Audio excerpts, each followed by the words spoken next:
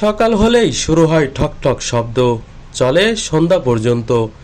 সাংসারিক কাজের ফাঁকে নিপুণ হাতে গামছা তৈরি করেন রহিমা। গামছা তৈরি করে সংসারের সচ্ছলতা ফিরিয়ে আনতে তার এই প্রচেষ্টা। কিন্তু কাঁচামাল ও উপকরণের মূল্য বাড়ায় ও সরকারের পৃষ্ঠপোষকতার অভাবে হারিয়ে যেতে বসেছে তাঁতশিল্প।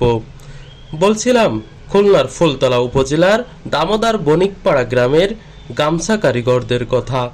একসময় তাঁতের ঠক ঠক শব্দ আর গামছা বিক্রেতাদের পদচারণায় মুগ্ধ থাকা বণিকপাড়া আজ নিস্তব্ধ প্রায়। আধুনিকতার ছোঁয়ায় হারিয়ে যেতে বসেছে ফুলতলার তাঁতশিল্প। ফুলতলা একটা হাট, ফুলতলা একটা বাজার, এবং আমরা কারিগর পাড়া একটা গ্রাম। কারিগর পাড়া আলকা কারিগর পাড়া দিয়ে একটা গ্রাম।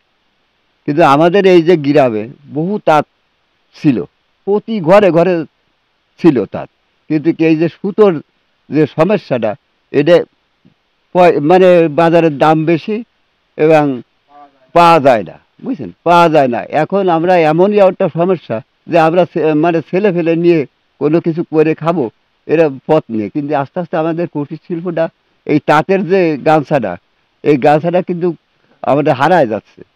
আমাদের এই গামছা মিলির যে গামছা হয় তৈরি করে মেশিন দিয়ে, ওর সাইডে আমাদের এই হাতে যে গামছাটা করা হয়, এটা খুব উন্নত মানের গামছা, বুঝছেন। গামছা লুঙ্গি সমস্ত সব কিছু আমরা হাতে করতে পারি, কিন্তু দেখা যাচ্ছে যে আমরা এই সুতোর জন্য আর আমাদের যে অবস্থা তাদের সে রঙের পয়সাও হয় না। এই অবস্থায় আমরা এগুলো আস্তে আস্তে কুটির শিল্পটা হারাই যাচ্ছে। তাঁতশিল্প আগের অবস্থায় ফিরিয়ে আনতে সরকারি সহযোগিতা কামনা করেন এই শ্রেণী পেশার সাথে জড়িত মানুষেরা। এই আমাদের এই গামছা ওই ফুলতলার থেকে আমি যে মালটা তৈরি করি, এটা হচ্ছে বিভিন্ন জায়গায় যায়, বাইরেও যায়। এই মালটা বাইরেও যায়, বিদেশেও অনেকে যায়, সে ব্যবহার করতে মাল খুব ভালো পায়, তাই বাইরেও নিয়ে যায়। সমস্ত বাংলাদেশে চলে এটা, ফুলতলার মাল নাম করা, অথচ সব শেষ হয়ে গেছে।